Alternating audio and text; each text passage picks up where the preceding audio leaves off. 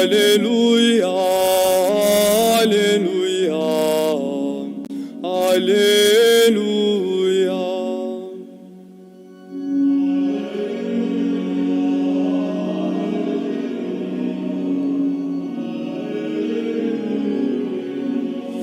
O povo que jazia nas trevas viu brilhar uma luz grandiosa.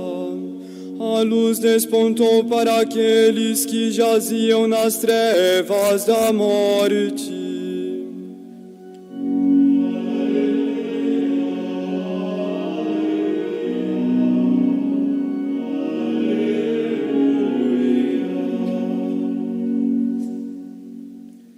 O Senhor esteja convosco. Ele está no meio de nós. Proclamação do Evangelho de Jesus Cristo, segundo Marcos. Glória a vós, Senhor. Na cidade de Cafarnaum, num dia de sábado, Jesus entrou na sinagoga e começou a ensinar. Todos ficavam admirados com o seu ensinamento, pois ensinava como quem tem autoridade, não como os mestres da lei. Estava então na sinagoga um homem possuído por um espírito mau. Ele gritou: Que queres de nós, Jesus Nazareno? Viestes para nos destruir? Eu sei quem tu és o Santo de Deus. Jesus o intimou: Cala-te e sai dele. Então o espírito mau sacudiu o homem com violência, deu um grande grito e saiu. E todos ficaram muito espantados e perguntavam uns aos outros: O que é isto? Um ensinamento novo dado com autoridade. Ele manda até nos espíritos maus e eles obedecem. E a fama de Jesus logo se espalhou por toda parte, em toda a região da Galileia. Palavra da salvação. Glória a vós, Senhor. Ave Maria, cheia de graça, o Senhor é convosco. Bendita sois vós entre as mulheres, bendito é o fruto do vosso ventre, Jesus. Santa Maria, Mãe de Deus, rogai por nós, pecadores, agora e na hora de nossa morte. Amém.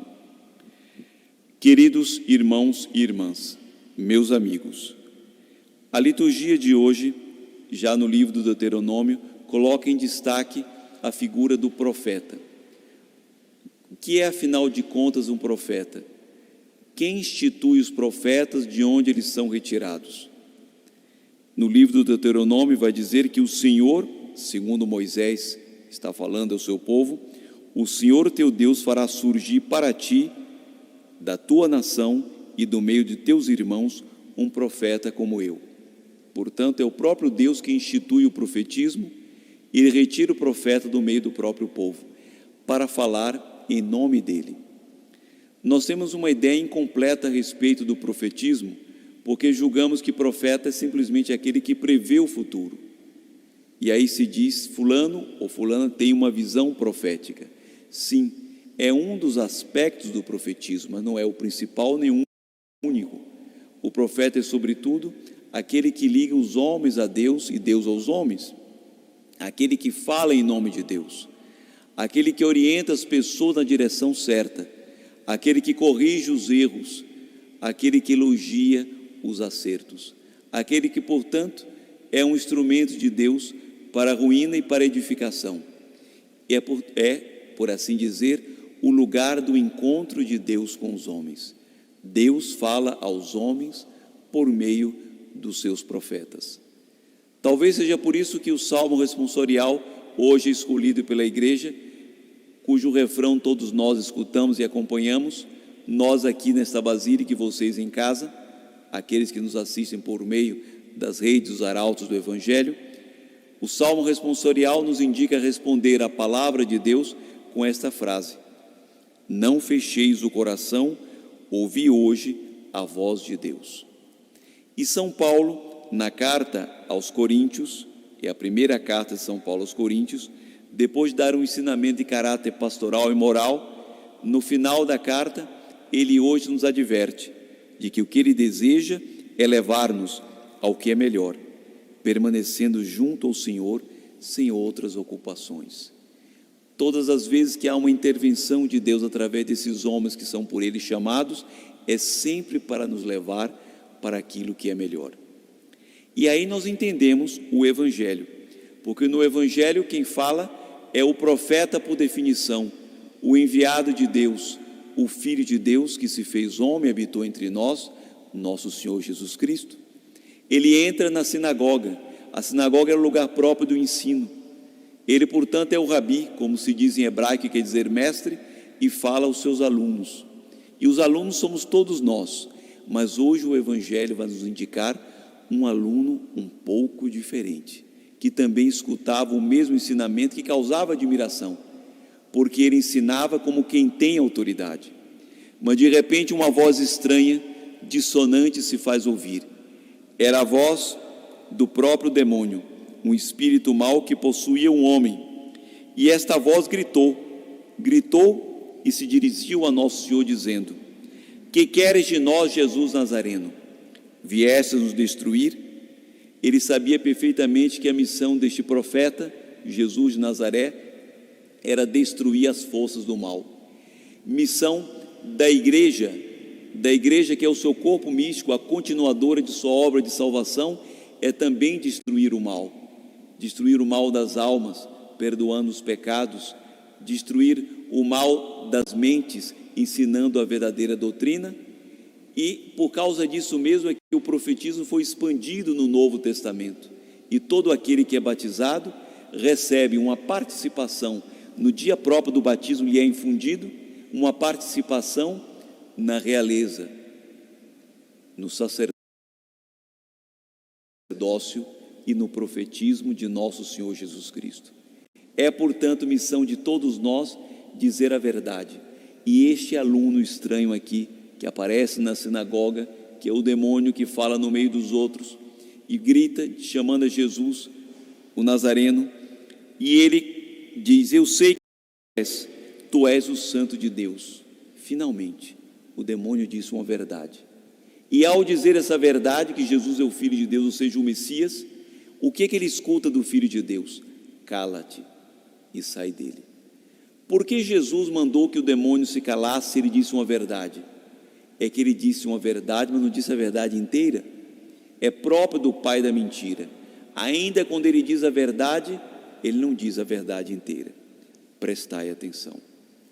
Esse demônio que aqui fala, e esta cena toda descrita pelo Evangelho, vai nos trazer uma lição. Hoje, nos dizem que vivemos, quando vamos ler os jornais, aqueles mais atrasados, os mais avançados acompanham as redes sociais, ou a televisão, enfim, todos os meios de comunicação que estão à disposição de todos. Nós nos perguntamos, no interior dos nossos corações, o que está se passando com o mundo? Afinal de contas, qual é a explicação para tanta crise? Como fazer para sair dessa situação?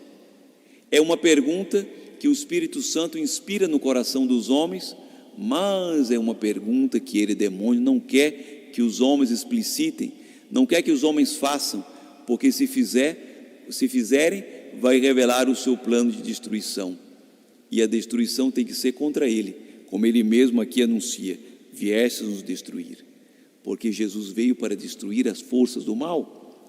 Ora, nessa situação, nós nos perguntamos: o que a voz profética de Deus fala para a humanidade inteira? Primeiro, que os homens não estão andando bem, não estão no caminho do bem.